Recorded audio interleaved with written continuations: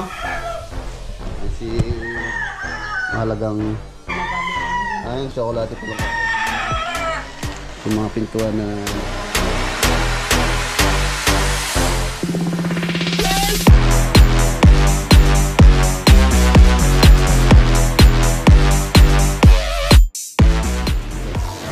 inches. Ayan, tapos sa ito hinangin. Ito yung negative.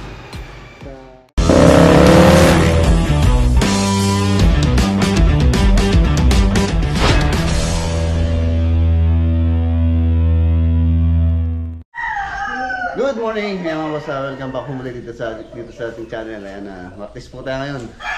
Yun o. Ayan si Tita Nursing. Ito ba yung asawa kapon? Yeah. Hindi. Binili ko pa sa palengke. Sa'yo, hindi ko pa nababa. Ayan, ito po yung ginagawa ni Tita Nursing sa mga kasaba. Kamuting kao ito na. Yung ginagawa po niya ganito, kasaba roll ang tawag po rito. Magkano benta ganito? 3.20. Kaya na 3.20 po yung benta ni Tita dito. 3.20. Ayan, gumagawa po sila ng kasaba roll. Tapos yung suman dito sa farm kasama si Apulaleng. Dito po sila sa Pampanga nagbebenta, binebenta po nila dito. Ayan. Yung pong gustong mag-avail, magkano ano? Ay. Yung isang ganito. Depende kung ilan ang laman. Mostly ilan yung laman ito. Mahalagang 500 gano'n. Ang isang ganyan. Mahalagang 500 pesos. Yan ang 500 pesos po mga boss, sa puno na po ito. Ng kasaba roll, masarap po yan. Meron ka, tsokolate kakao ginagamit namin. Ayan, tsokolate po lang kakao yan. Ito yung sa gitna yan. Oh. Ayan, tsokolate daw po yan. Hindi yan kukuha, kakao yan. Ayan, may basyon po siya dito. Pero hindi basyon ang ginawa niya, nag-business. Nag-business siya. Ayan na. Ito yung mga pintuan sa mga boss, sa Tarlac Project. Ayan, dun sa isang vlog ng isang vlogger mga boss, meron pong vlog na yung mga pintuan na doon na may crack.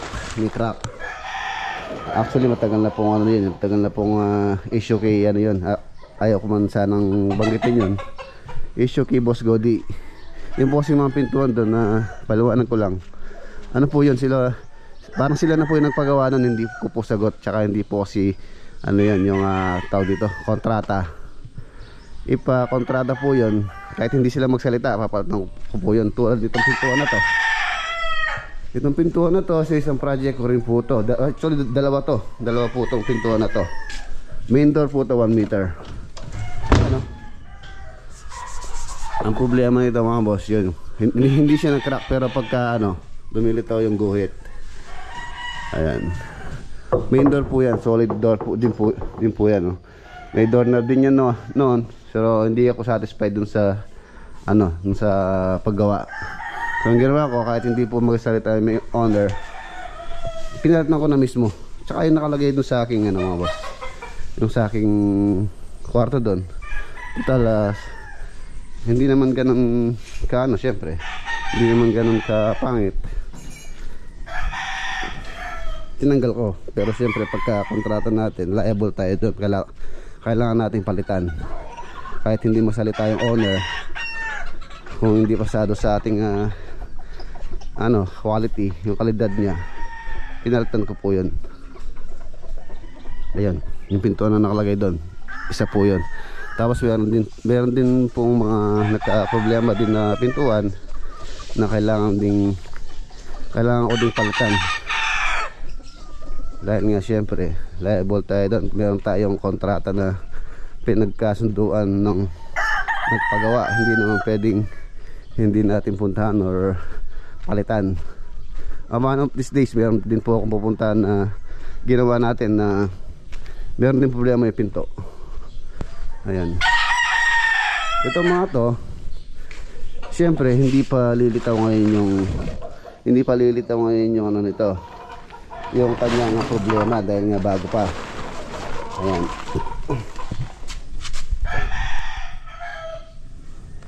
Tsaka yun po kasi pagkagawa ng mga pintuan na nauna niyang ginawa, imbes na pag ganyan yung kahoy, yung kanyang grain, Saan patayo yung kahoy, patayo. Ang ginawa niya doon isa pa ganyan. Pa ganyan yung kahoy. Kung saan maliliit yung cut. So yun, nung tumagal, problema, nag-crack. So sinabi ko naman po sa gumawa yun na gano'n nga, ako yung naiipit dun sa mga ginawa niya pintuan. Ako yung parang lumitaw na kailangan palitan yan. Excuse me po. Pero yun nga, syempre sila na po yung nagpagawa ng dia po. Tsaka yung pong project na yun, isa ano lang po ako doon. Kung kailan lang po ako pupunta ron, doon lang nila inaano yung aking daily. For example, yung gasolina, yung toll, syempre sagot po nila dahil nga wala tayong contract. Hindi lang pwedeng abonuhin ko pa yung gas, tapos yung araw ko isa sacrifice ko pa dun sa pagpunta ko dun. Once a week kung magpunta po ako dun sa project na yun. Yung po nakasubaybay dun sa project na yun, alam po nila yung storya ng bahay na yun. So yun yung nangyari dun, kaya nagkaganon po yun. Pero ano naman si Boss Gody sana, handa naman niyang palitan. Nag-usap na nga kami tungkol doon, sinend ko sa kanya yung video kay Gody. So yun papalitan daw niya dapat, kaya lang yung owner parang too late na daw. So that's it. Okay, tara, pumunta po pala tayo ngayon sa mga boss, sa Riot. Dala ko yung welding kapon, pinull out ko sa San Simon yung mahabang pang ano namin, pang truss. Para ma-explain ko muna yung details ng roofing doon sa ating gagawa bago tayo pumunta. Baka yun natin, baka makapunta tayo sa San Simon para yung mga dapat gawin doon. Ito, welding. Sabi ko na lang doon sa kolong ko na lang kakarga. At sa pagpapagawa na po ng bahay, kahit arawan man, kailangan umanda ka rin sa mga bagay na mangyari. Tulad ng mga back job, hindi po maiiwasan yan. Nagkataon lang na yung mga pintuan, isa pangit yung pagkagawa.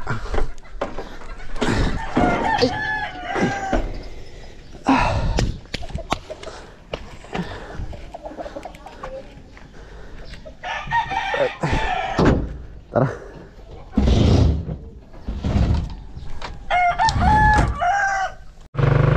Let's go. Ayan, tsaka sa isang contractor pala mga boss, hindi po sure kung yung project nyo or yung project namin is kikita or nalulugi. Hindi naman po porket may project kami, it's may kita na. Minsan nalulugi din. Yun, tulad nga nung gano'n na may back job. So kami po ang dapat maayos. Lalo na pagka, yun nga, dapat pagka nagpagawa kayo, kung ayaw nyo ng sakit ng ulo, mas maganda kung pakontratan nyo na.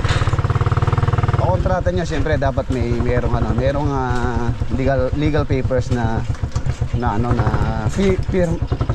pirmahan nyo. Legal papers para kung ano man mangyari sa project, may habol kayo sa contractor. Anong kayong sa kanya laban, if ever na takbuhan kayo.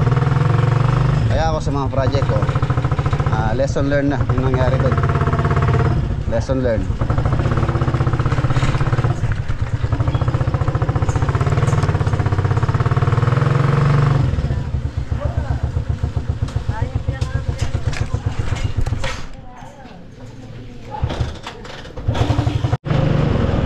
Daanan ko muna yung mga boss sa total, nandun na tayo sa mga pintuan. Daanan ko muna itong bago nating gumagawang pintuan.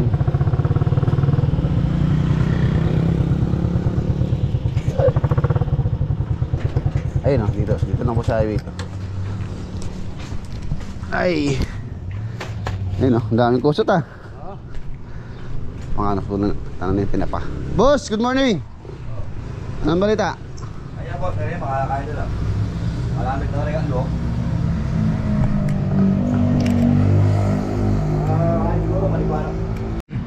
Ayan po si Kuya Jose.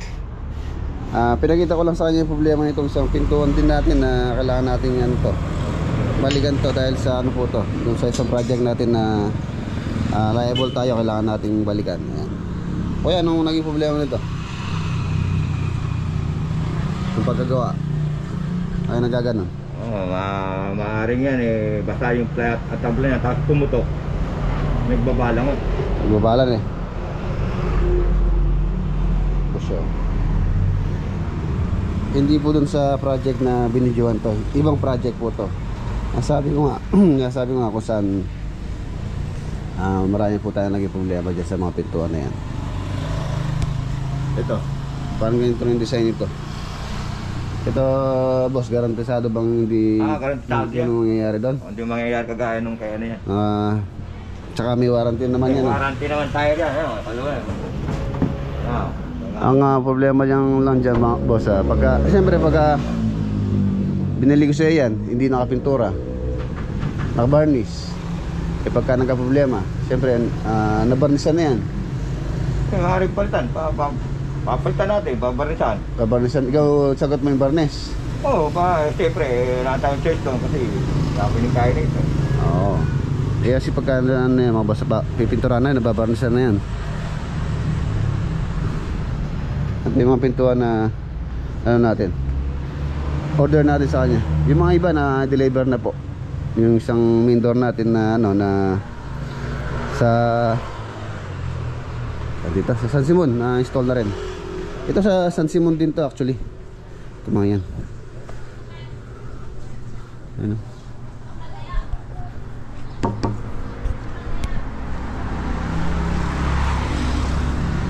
Ano po yung gamit niyang kahoy mga boss? KD, Kindray. Kindray na rin ni boss na. Kindray. Hindi pwedeng sandray lang, lalo na sa mga pintuan.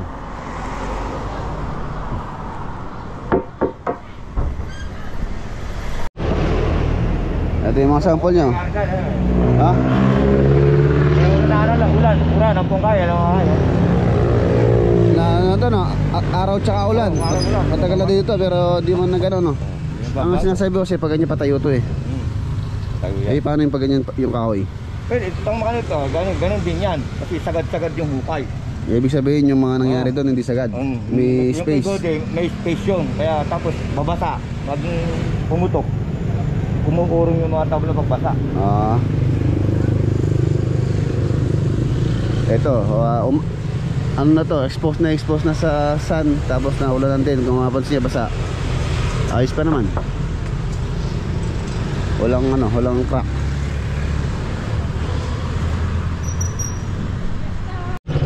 Ayan na, kaya minsan po ayaw ko na ring magrekomenda ng mga tulad nun, mga gumagawa. Kung magka-problema man, hindi nila ako masisisi. Kung magpagawa man ako sa kanila, sa akin na lang yun. Para if ever na magka-problema, ako na lang yung bahalang magresolba. O nang magrekomenda na pagawa kayo rito, ganon.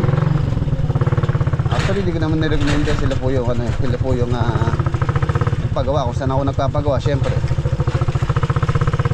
hindi ko na rin naman sila masisisi. Pero sa nangyari, parang ako yung sinisisi sa mga nangyari doon sa mga pintuan, which is hindi ko naman sakop na dahil sila na po yung paggawa nun. Ang akin lang isa, syempre sa kinukuhanan ko, din sila nagpagawa. So sinabihan ko naman po yung kinuhanan ko na ganun nangyari yung aking gumagawa, na ganun nga nangyari sa mga gawa niya. Pero yun nga,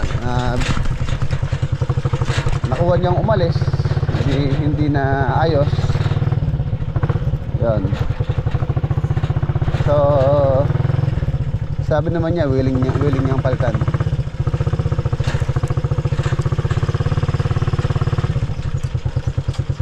Pero kung sa akin lang yun mga boss, kung sakop ko po yun, kung ako yung may obligasyon doon, kahit po hindi magsalita si owner, kahit pagawa ko sa iba gagawin ko.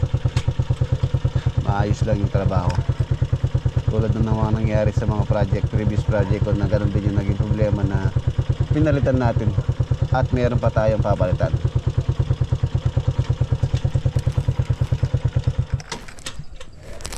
Nandito na tayo sa Arayat.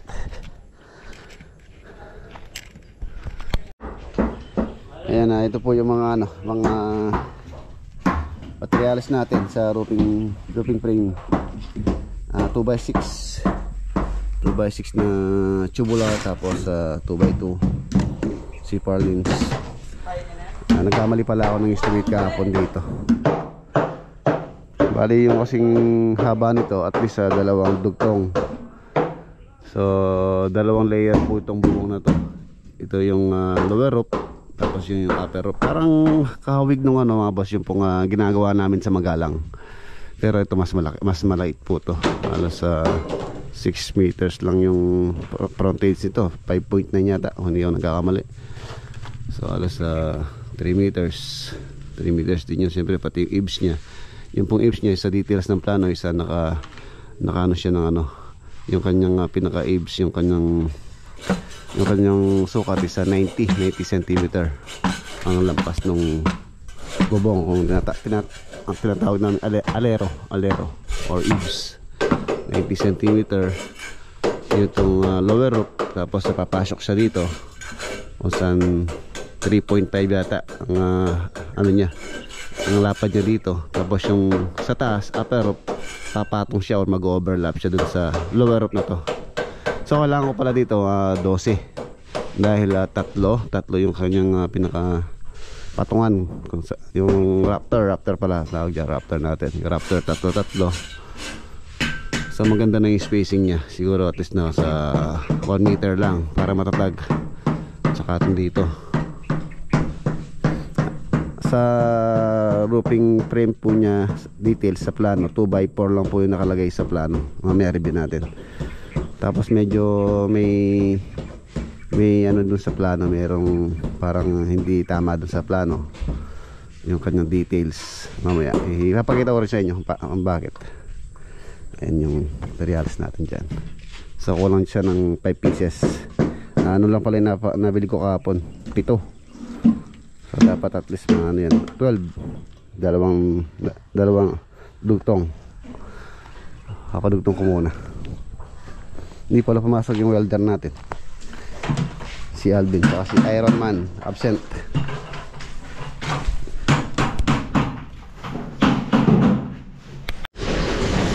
Yan, ito po yung roof framing. Ito yung sinasabi kong ano dito, parang naging error. Ayun, nalagay 2x4 by 1.5 mm GI tubular painted finish. Raptors, ibig sabihin Raptors ay mga boss, 2x4 ang nakalagay dito sa plano. Ayun yung Raptor nya. Yan, kung sana yung slope ng buko natin mga boss, pag yun po sa likod magagatar, hindi po pwede rito dahil dito firewall po to. So bakit natawa ko bakit dito yung Raptor nya. Yan yung Raptor nya, ito mga ano na to, yung na yan, Raptor po yan. Saan pa ganyan siya. Yan ang space niyan sa 1,200 mm or 1.2 meters. 1.2 meters yan. 1.2 meters yun po yung standard na distance ng mga Raptor natin para matibay. Yung tama naman po yung distance dito. Pero yung design na nandito sa kanyang details, parang mali yung kanilang pagka-detalye. Kasi yung slope ng bubong dito sa perspective mga boss, dito sa site development plan, ganyan po yung tubig. Kaya para doon sa likod po yung kanyang gutter. Tsaka sa perspective naman yung details niya. Ayan. Dito sa kanyang dito sa kanyang mga elevation. Ito yung front. Asan ang front? Ito. Ayan. 2 layer, lower roof, upper roof, tapos yung distance na doon medyo maliit nga lang yung nakalagay dito sa plano. Halos nasa 10 cm lang or 100 mm. Tapos yung Ganun din po namin ano to, syempre. Yun, gumamit tayo dito ng 2x6. 2x6 yung Raptor natin dito. Ayan, tatlo. At siguro mga 1 meter lang yung distance ng ating mga Raptor kung saan mas matibay niya. Tapos 2x6 yung ginamit natin gawa ng mahaba po yan. Hindi pwedeng 2x4 dyan, lulundo. Lulundo yung 2x4. Ano pa ba?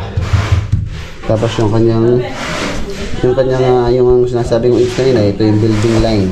Building line natin, naka-ano naman po yan, naka-scale.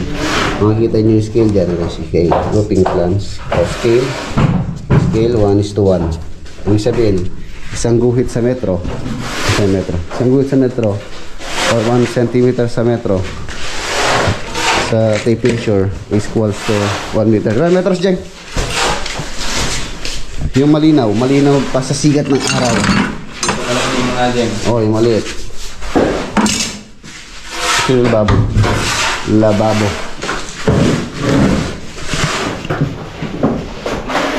Yan natin. Ayan, pag-scale naman basta talaga yung gamit. Metro. Lahat naman po ng plano may scale yan. Ayan, alas sa 9. Siyam na guhit. Sabi, siyam na guhit. Yung isang guhit kasi sa 1 cm. For example, yun. 10 po yung guhit niyan. Ibig sabihin, yung isang guhit equals to 10 cm ang isang guhit po niyan. Ito yung building line natin. So, sama yung gutter. So, 9.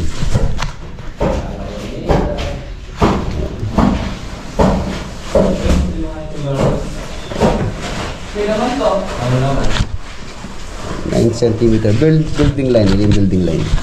Ito. Napansin yung sulat dito. Building line. So, yung X niya 0.9. Isang guhit sa metro sa 1 cm, 1 mm equals to 10 cm. Yung isang sentimetro, ang isang sentimetro equals to 1 meter ang scale. Iba-iba po yung scale niyan. Meron pong scale to 1:80 or 1:50. Naka-indicate naman po sa plano yun kung ano yung scale. Kaya po dito kami minsan kumukuha din ng sukat. Naka-scale yung house plan. Ayan. Madudugtong ko na muna yung mga Raptor tapos bibili ako ng karagdagan nun.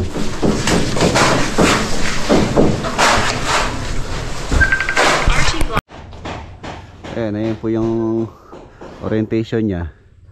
Pagganyan yung bubong. Dun sa details na pinakita sa inyo, isa pagganyan yung sa may roof plan niya. Kung saan mag-gutter siya dito, inside gutter. Pwede naman po yun, kaya lang kung may iwasan nyo po yung mag inside gutter kayo, lalo na itong dito isa kwarto.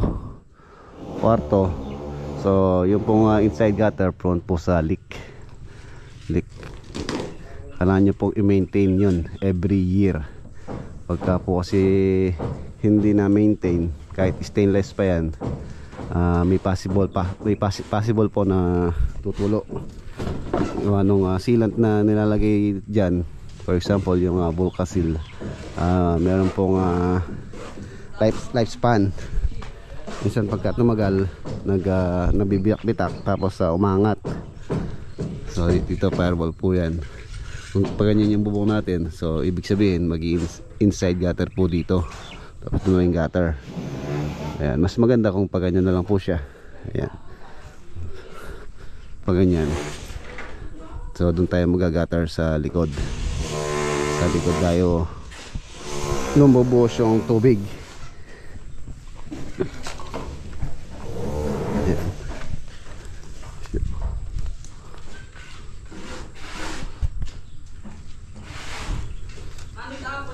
Bibili pa ako ng 5. Sasakay ko na lang dun sa kolong. Nagkamali tayo ng estimate kahapon. Dapat pala ano to, 12 pieces. Lutong mo lang yun, latag mo lang yun. Padudugtong ko na muna. Basta ka ng dugtong na yun, pwede nang iangat. Marami naman sila dito tulong. Kahit dito lang isuot.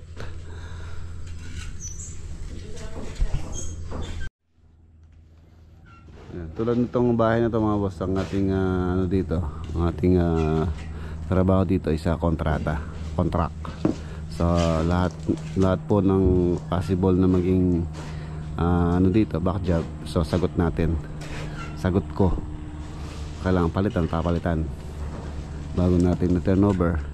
Ayan, tulad na sabi ko dati sa ating mga vlog, pagka na turnover na natin, hindi ibig sabihin nun na tapos na po tayo sa isang proyekto. Meron pa po tayong mga back job na babalikan dyan pagka may nagka problema. So yun po yung ating sagot dyan, or dapat gawin. For example, natapos namin to, tapos na turnover. So siyempre pagka nagamit yung bahay, pagka may nakatira na, doon makikita yung mga defect, mga kailangan ayusin pa.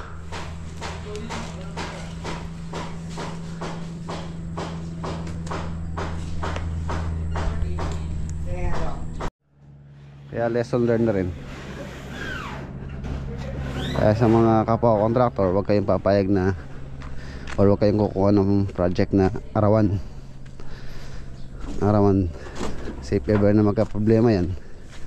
Hindi naman pwedeng minsan yung owner gusto niya palitan nyo na wala naman sa usapan na palitan nyo yung kadepekto. Siyempre sariling pera nyo yung ilalabas nyo pagka nagkagano, kung di naman ayaw naman maglabas ng owner ng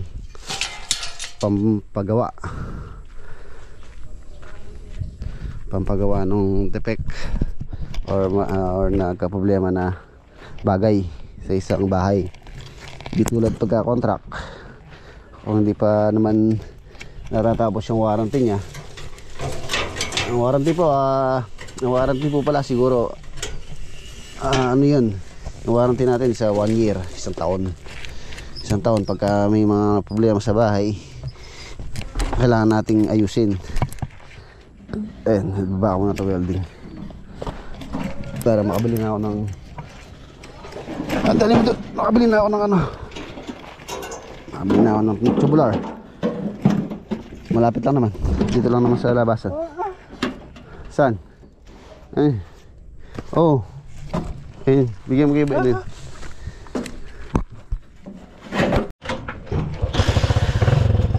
Tsaka yung project na minsan kasi may nag-aano sa atin, nag-inquire, gusto nila labor lang.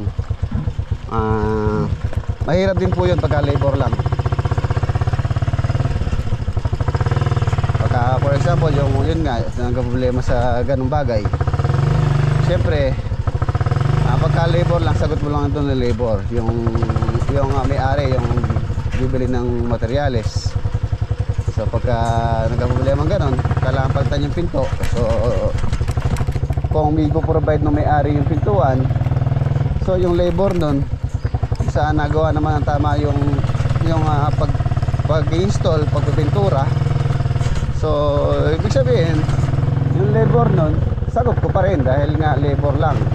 Kahit na tapos na ayos naman na yung gawa, pero nagka-problema dun sa materials tulad ng bagay na yan. So lugi din yung contractor dun. Parehas na talo. Kaya minsan mga boss, yung mga bagay na ganun, yung pagrekomenda o pagkuha ng materyales sa kinukuhanan ko na nagka-problema na hindi ko naman sakop, sa akin pa yung sisi nila. Ako pa isisisihin kung saan dapat yung kinuhanan, siya na yung dapat umayos nun.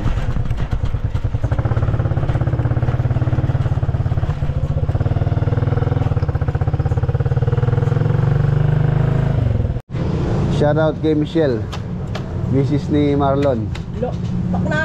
Shoutout niya pa yung Marlon. I love you. Mag-ingat ka lagi dyan. 4, 5, 6 Eh po kay Manuel. Misis po ng isa nating kasama dyan. Nandito po siya sa Lucky More. Lucky More. Anong Tagalog yung Lucky More? Maraming swerte. Malamang. Maraming swerte na. Tutugay ka niya Lucky Chan, no? Lucky Chan. Lucky Chan na lang, no? Lucky Lucky Chan. me. Maraming swerte. Lucky More. Pangalan. 2x6, 1.5 mga boss. 2x6, 1.5. Price niya isa 1,170 pesos each. 5 yung kailangan ko. So yung kapon na binili natin nasa 22,000 yata yun. So add natin ito, tapos nasa 24 na alos. Ito yung ano, butal 23 something. Ay 5,000 pala to. 5,000 pala mga boss. 22 plus 5, almost 6,000 na. So nasa 28 na. Wala pa pong yero to. Okay.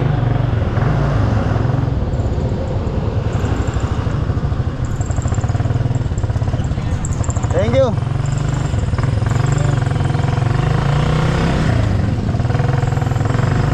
Ayan, paglabas lang dun, ayun yung maraming swerte. Maraming swerte, Lucky More.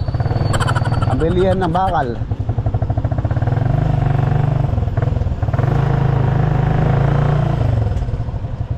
Ay. Bigat-bigat din pala.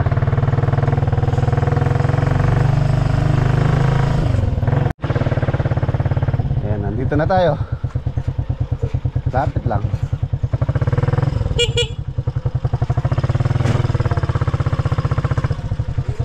Okay. Ayan, isang tip din po pala sa mga bumibili ng bakal tulad nito. 1.5 po ito. Alas kadalasan dito sa amin nung color coding ng 1.5 isa kulay red. Hindi naman po pare-pares kasi yung ano yung manufacturer nito kung ano yung color coding nila, pero dito sa amin sa Pampanga halos yung kulay red siya yung 1.5. Meron pong kulay dilaw, yung kulay dilaw naman yun yung 1.2. Ayan.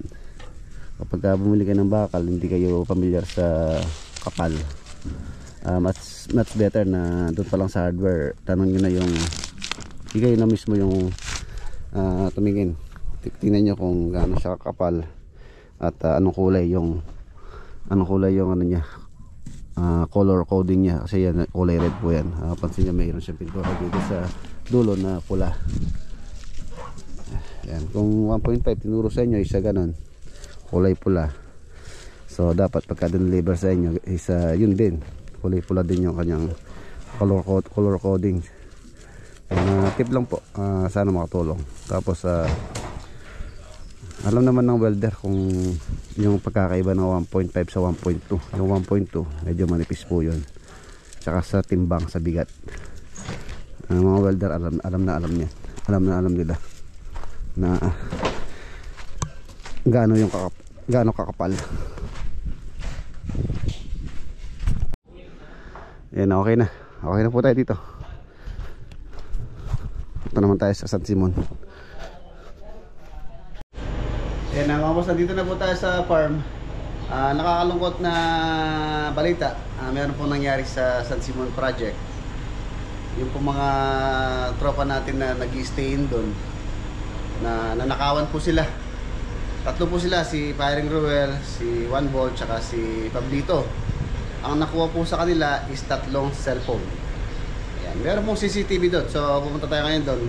Tingnan natin yung CCTV, i-review natin kung sino ang kumuha ng mga cellphone at sino yung nagnakaw. Ayan, nakakalungkot man po. Yun, kahit na ganong construction ano lang po yung mga tropa doon, nakuha pa rin nakawan yung mga tropa na naiiwan doon para maghanap buhay. So pati yung kanilang mga personal na gamit na cellphone, so kinuha po or ninakaw. So tara, takbo muna tayo sa San Simon para tingnan yung CCTV. Ayan, nandito na tayo mga boss dito sa San Simon. Ayan din po yung project natin. Dito na tayo. Ayan mga boss, nandito na tayo. Ayan ang nanakawan si Toy. Anong cellphone na wala mo? iPhone? iPhone? Infinix. Ha? Infinix. Infinix. Magkano yun? Magkano? 4-4. Tatlo po sila, tsaka si Wambol. Ayan natin. Cellphone po ang nakuha sa kanila. Ayan si Wambol, ano yung cellphone mo? iPhone? Ha? Samsung? Gano'n bili mo? Pare, yung cellphone mo? 11. 11. Siya, saka si Wambol, saka si Toy, si Fablito. Sila po yung nawala ng cellphone. Mayroon po yung copy sa CCTV, kaya lang medyo malabo. Inan namin sa barangay, wala din daw po sila magawa, gawa ng hindi klaro yung kuha ng CCTV natin. Ito, panoorin po natin. Natutulog sila dyan. Ayan. Dito sila natutulog dyan.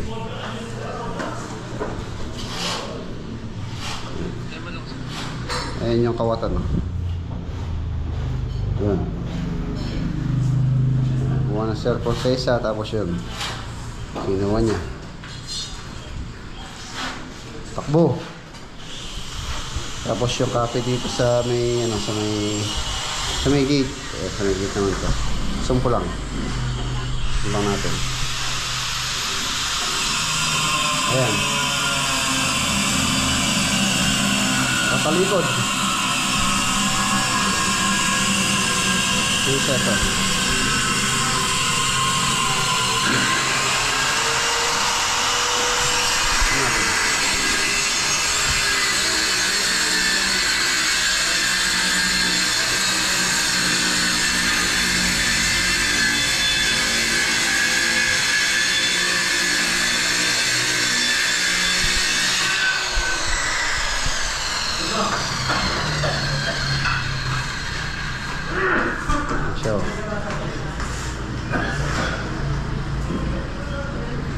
Basta mo muna. 3 cellphone na wala. Pagkagabi po kasi ito, di nila hinarangan. Kahit nang sana hinarangan ng blusak yung mga natutulog dito. Kaya lang yun nga. Kaya dire-diretso lang yung kumuha. So pumasok siya rito. Natutulog sila doon. 3 sila dito. Nadali yung cellphone, 3. Walang kalamalan. Oy, hindi mo narinig yung kumuha. Ha? Anong oras yun? Hindi pa rin sila. Nagpaalam na. Ito lang sila. Alauna no? Alauna ng gabi.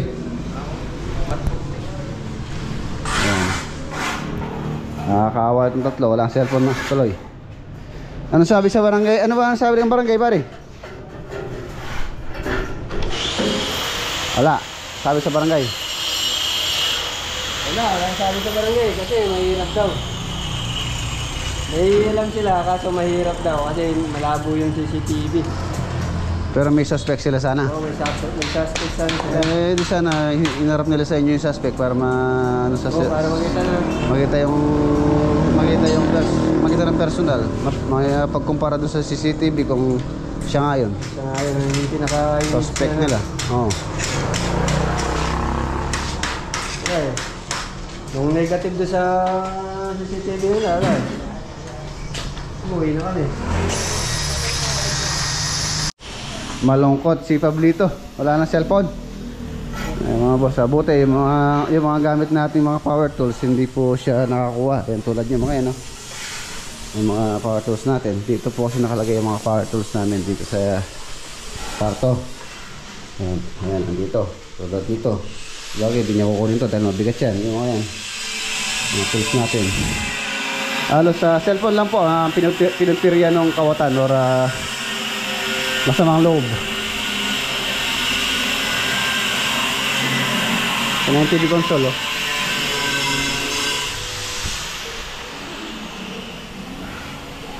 Tapos may ilaw po yan. Ang ilaw na ilalagay po natin dyan is neon light, kung saan ito yung binili ko sa Daw. Neon light. Pinuputol po to. Aros dito sa 2 inches ang cut nya, 2 inch. Ayan, dito sa may itim na yan. Siya puputulin tapos hihinangin yung kanyang wire para sa kanyang supply, power supply. Tapos meron pong driver yan, driver. Nasaan na yung driver? Nandito yata yung driver. Puputulin natin mamaya, gagawin ko, paglalagay, pagkakabit-kabitin natin. Ay, nasa yung driver? Nasa yung driver? Dito sa taas. Eto yung driver nya. If mahaba po yung lalagyan nyo, so mas kailangan nyo ng mas malaking driver tulad nito. Ito ano lang naman to, nasa 8 meters lang to. So ito, pwede na po ito. Neon light. Yan ito po yung neon light. Ang putol po nito, pwede tayo magputol dito. Tiga 2 inches. Yung guhit na itim na yan, hindi po pwede putulin. Hindi katulad sa strip light na 1 meter ang putol doon, ito hindi. 2 inches. Ayan, tapos ito po yung kanyang kung saan tayo pwedeng idugtong yung kanyang power supply. Ayan. Meron po tayong wire dyan. Ito soldering lang natin dito. Hinangin red, tapos black sa negative, positive, negative. Pagka positive po yung red nya, pagka nakaharap sa inyo yung neon light, ito yung kanyang positive, ito yung negative. Sa right side, ito yung positive, dito yung red, ito yung black. Tapos patuloy natin. Ayan niya, actually nakagawa na po ako ito. Pwede po tayong group dito, dyan po natin isusuot yan. Ayan. Ayan na yung tsura niya pagka nakalagay na. Gagamitan lang po natin ng adhesive to, pandikit. Tapos yung wire niya lulusad dito sa likod. Ayan. Kung saan dito natin sila pag dugtungin. Tapos i-connect natin dun sa kanyang driver.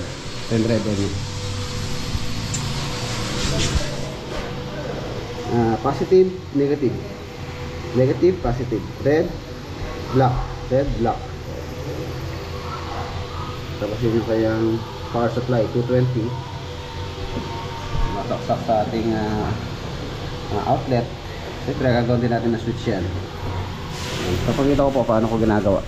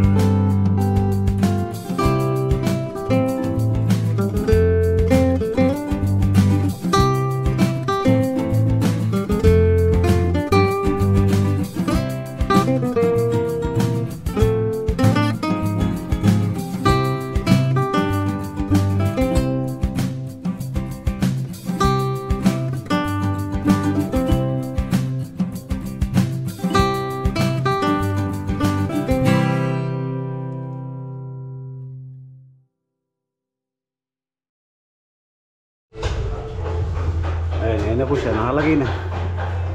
Hindi ko pa siya pinix dahil pinipinturahan pa. Ayan na siya. Ganda. Ayan. Dito meron din. Maluwanag po yan. Medyo daylight lang kaya hindi natin maaninag. Pa isa, ginagawa pa natin. Okay. Maganda. Maraming salamat kay Kuya Herman sa pamerienda sponsor. Sino? Hindi gusto ka sa bola. Chowking. Hello. Chowking. Maraming salamat sa Didera family. Lalo na kay Kuya Herman. Yan, sponsor po nila yan, merienda. Tuwan-tuwa si Wambol. Kahit nawala yung cellphone niya, no? Si Pablito. Ay, si Wambol, oh!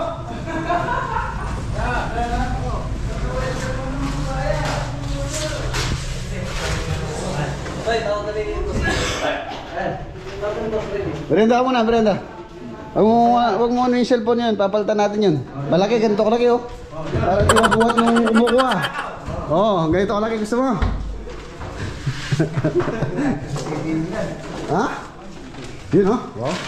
Eh, para hindi niya mamisan yung tatlo. Puta parisit. Nagpasin mo lahat para ganito natin. Chowking. Kaya yung nangyari ito. Hindi kanya pala cellphone ganun kalaki. Para hindi niya panako yung tatlo. Babay.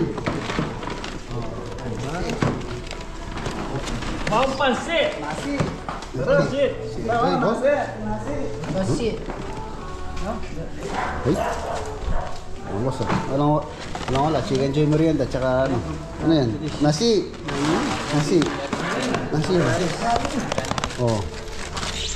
Wow, merienda. Buti yan nun. Oh, ano kayo? Uy, ano kayo? Long rides. Ano naman pansit ko?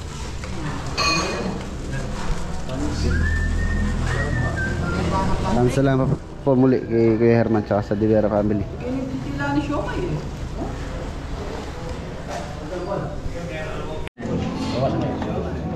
Masarap pa yung merienda namin ngayon mga boss kaysa dun sa tanghalian natin kanina. Ayun, chowking eh. Oo. Ano pa? Salamat. Ano pa nga na? Oh. Den, may lagi ng den, no? Napili pare. Oo.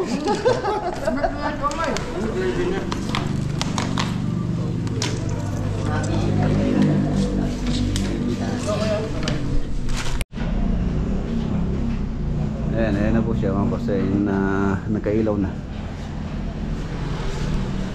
Ang dalawa. Hindi ko muna siya pinix. Pipinturahan pa naman ito nila. Pagka tapos na doon natin iayusin yung ilaw. At least nakaabang na. Hindi pa nakadate dyan. Neon light. Neon. 24 volts po yung driver nito. Ayun na. Shoutout kay tatay. Tang, shoutout. Kamusta mo lang po rin ang anak mo kaya kay? Ante, Mayo, kay Mayo, Ayun na. Grace, Nina, Anthony, Efren, and Manny. Ayun. Ano po ni tatay sa ano. Sila po American netang. Sa Amerika. Dalawa lang po yun nandito. Si Ate Mary Jean tsaka si Kuya Paul na. No. Yan na rin po yung ano, yung Tesla Word. Tesla Word na ilalagay po dun sa ceiling sa Wigaraya. Aalasin ko na. Ito yung pintuan. Ito pagka nagka-problema po to, liable tayo dito na kailangan natin palitan. Ino-observe pa po namin to. Kailangan nating ayusin pagka nagka-problema yan.